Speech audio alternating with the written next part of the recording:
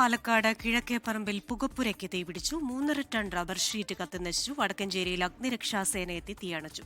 വിവരങ്ങളുമായി പാലക്കാട് നിന്ന് ഐഷത്തുൽ ഷംനയാണ് ചേരുന്നത്. ഷംന, തീ പൂർണ്ണമായും അണയ്ക്കാൻ സാധിച്ചു. എന്താണ് ഇപ്പോഴത്തെ അവസ്ഥ? കൂടുതൽ വിവരങ്ങൾ.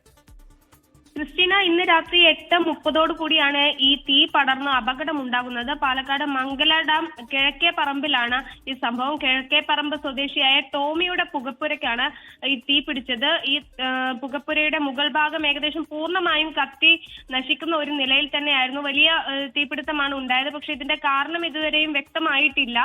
കാര്യങ്ങളടക്കം എങ്ങനെ തീപിടുത്തം ഉണ്ടായി എന്നതടക്കമുള്ള കാര്യങ്ങൾ ഇനി എന്തായാലും അന്വേഷിക്കും.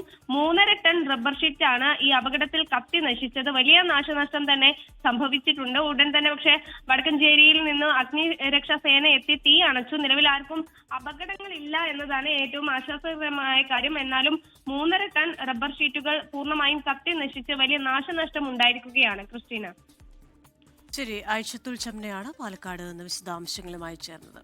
ലോകത്തെവിടെയായാലും ഏത് സമയത്തും 24 വാർത്തകളും ഓഗ്മെന്റഡ് റിയാലിറ്റി പാക്കേജുകളും എക്സ്പ്ലെയിനറുകളും വിശദമായി കാണാൻ ഞങ്ങളുടെ യൂട്യൂബ് ചാനൽ നിങ്ങൾക്ക് സബ്സ്ക്രൈബ് ചെയ്യാം.